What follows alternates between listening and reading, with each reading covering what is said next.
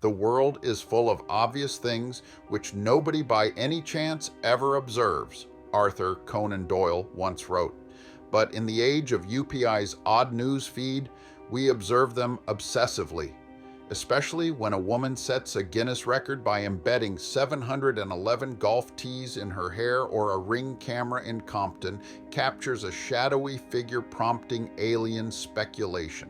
These curious artifacts of the news cycle, pulled from July 28, 29, 2025, exemplify what offbeat reporting does best. Beneath the spectacle lies editorial strategy and cultural resonance. Odd news, we find, operates through three patterns: spectacle, repetition, and emotional disruption.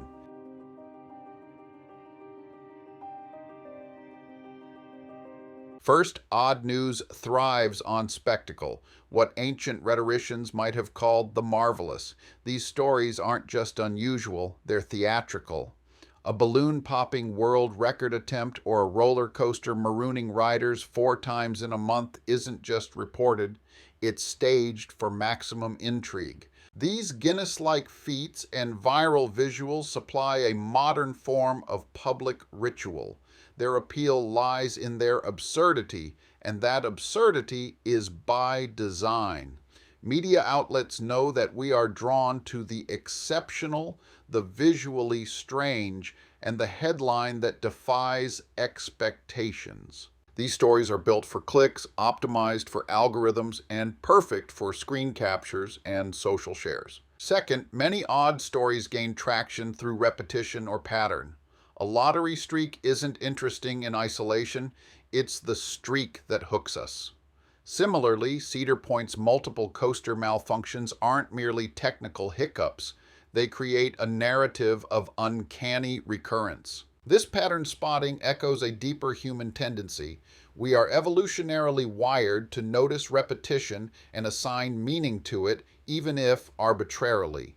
News outlets tap into this impulse, crafting narratives of "again" and "what are the odds" to keep audiences returning. Oddity plus recurrence becomes a kind of folk myth in the digital age. Third, these stories provide emotional disruption, relief, curiosity, or even mild horror that punctuates the emotional landscape of traditional news.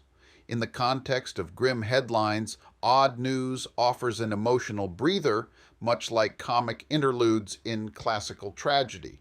But it's not all levity. The Ring camera alien story, for example, taps into cultural unease and fascination with the unexplained. These narratives allow readers to project, laugh, speculate, or suspend disbelief.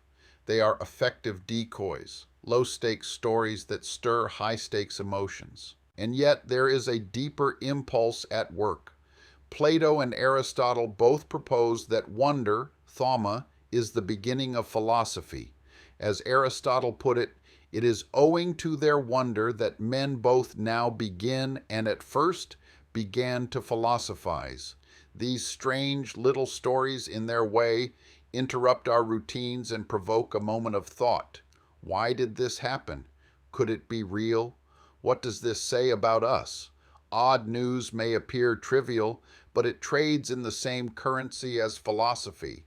The rupture of the familiar, the sudden appearance of the unfamiliar in our midst. While rarely front-page fare, odd news occupies a strategic niche. It fills quiet news cycles, boosts engagement, and satisfies a cultural appetite for the strange and digestible. UPI's decision to run a cluster of such stories over 2 days underscores how tightly curated these pieces are. They are not random anomalies, but rather calculated anomalies, miniature performances in the theater of the absurd. In the end, odd news may not change the world, but it reshapes how we momentarily perceive it.